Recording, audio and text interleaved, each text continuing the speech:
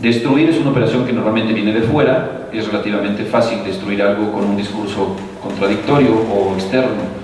Lo difícil, y esta es la operación de la deconstrucción, que no es lo mismo que destrucción, es utilizar un discurso contra sí mismo, ¿no? Es como un alacrán picándose a sí mismo.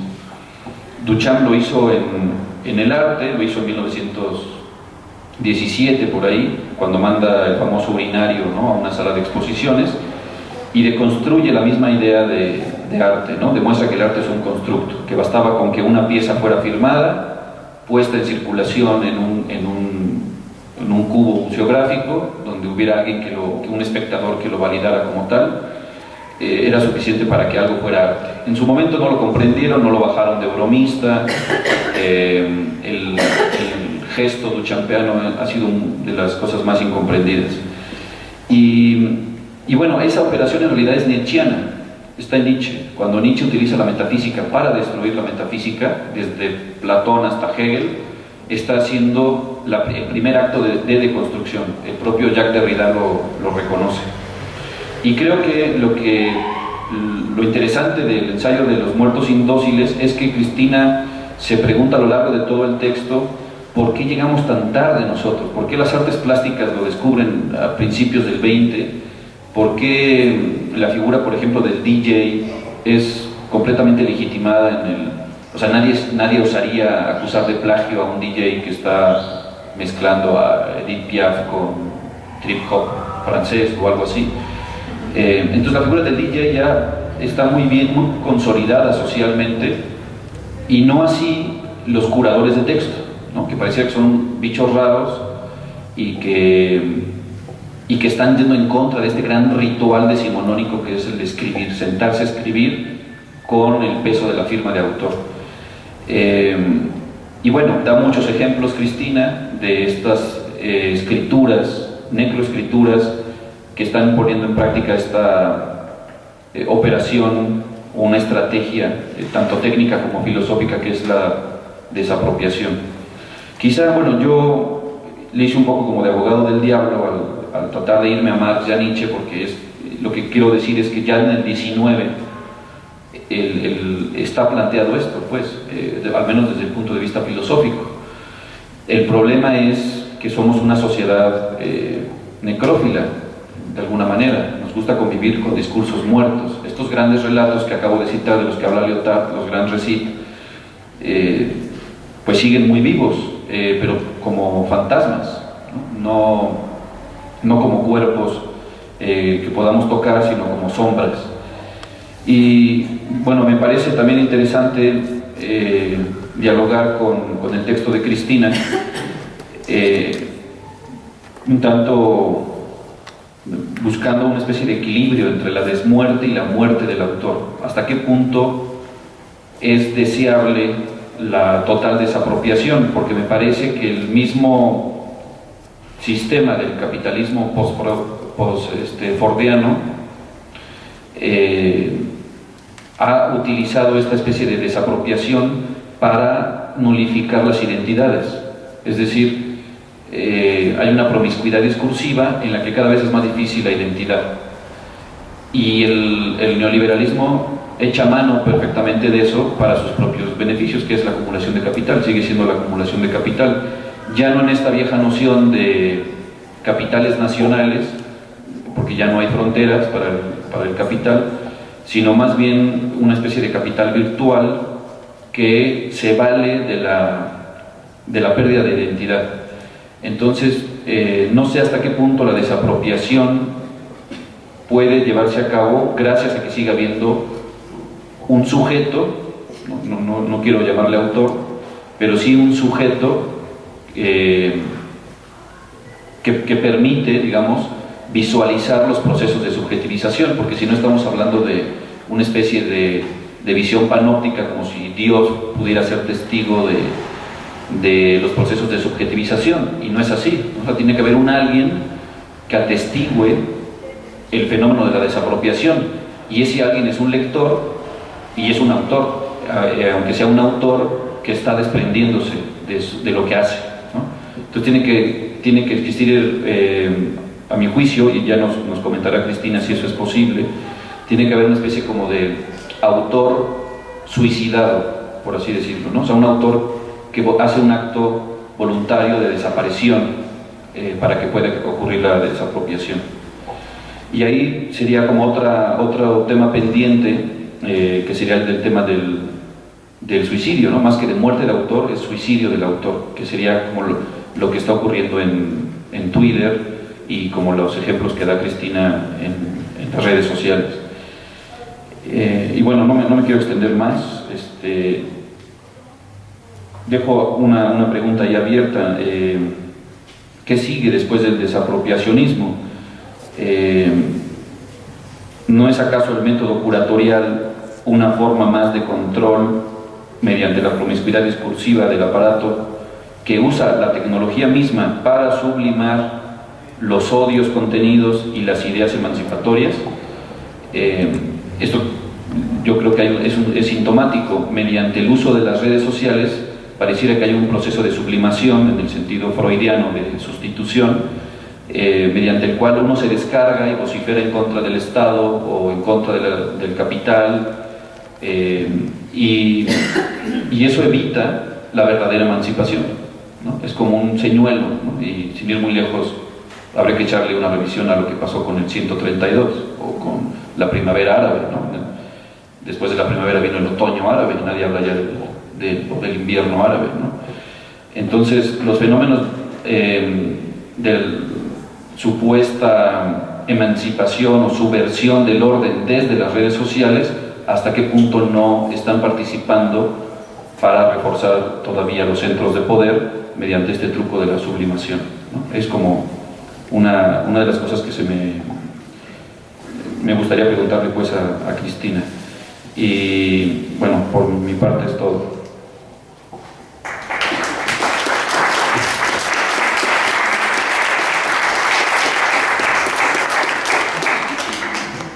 Bueno, ahora la segunda en turno pues es Alejandra Gómez Macha, mejor conocida como Ale Macha. Escribe columnas, escribió para El Columnista, actualmente lo hace para Sexenio Puebla. Es entrevistador y articulista para Variopinto, Revista Universidad de México, entre otras más. Pronto está por publicar su primer libro de cuento, novela. Ya tendrán noticias de él y pues bueno, de ella. Y les dejo el micrófono con Ale y su forma propia de apropiarse y desapropiarse del libro de Cristina.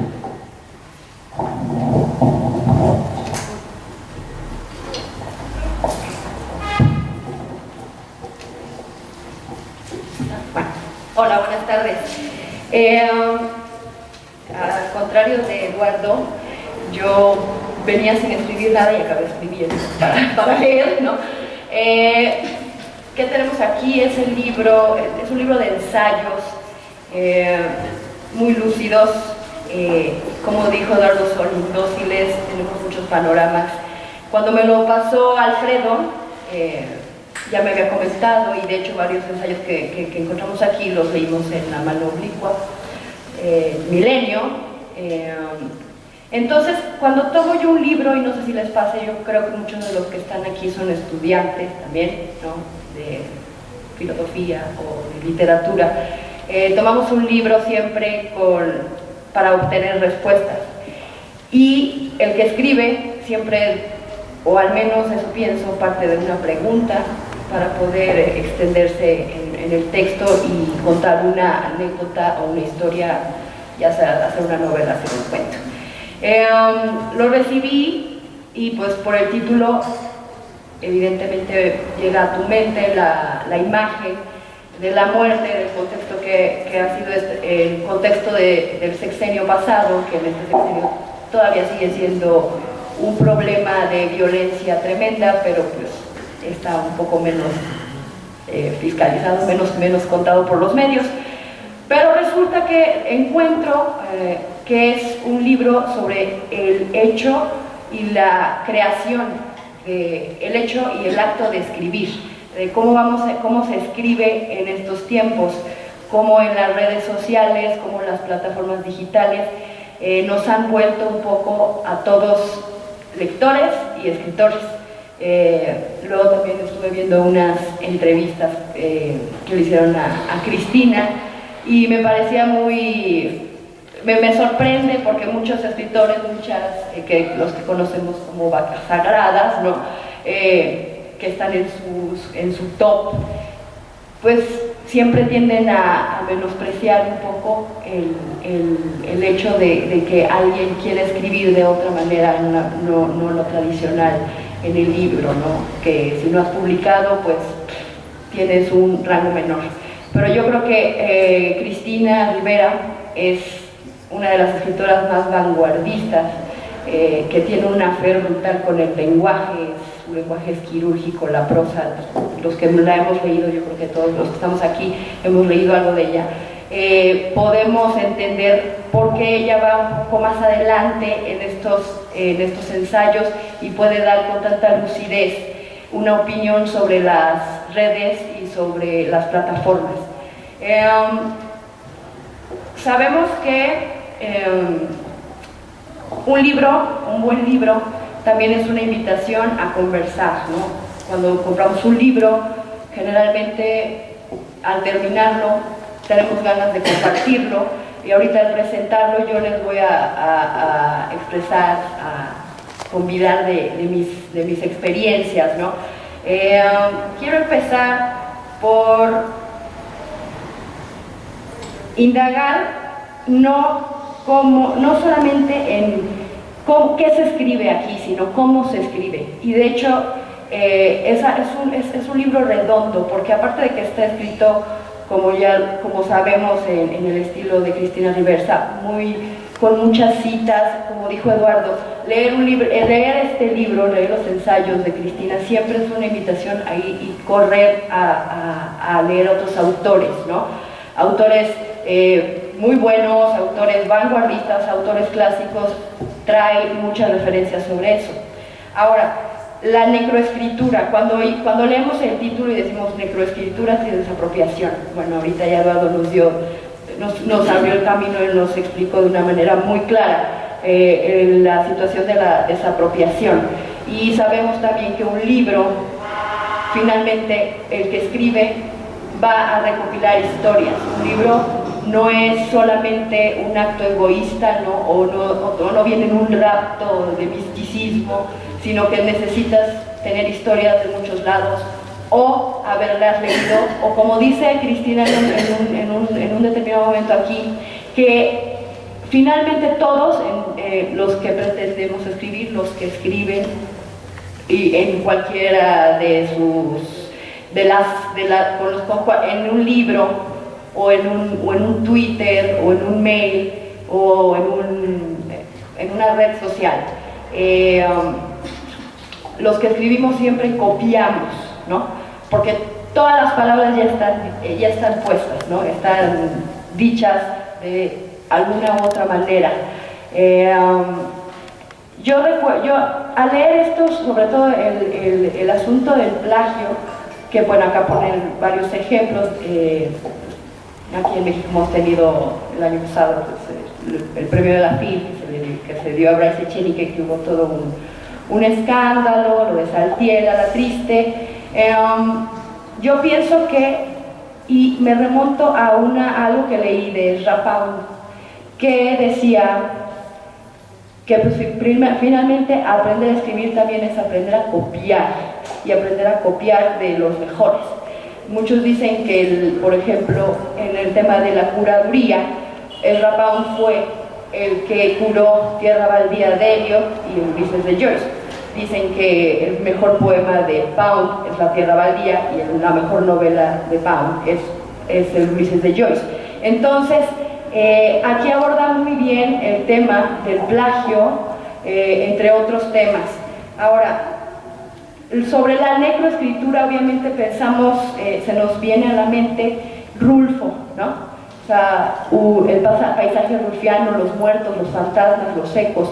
Finalmente, todo lo que, bueno, Cristina en su blog tiene una reescritura de Pedro Páramo, ahí vamos en varios capítulos.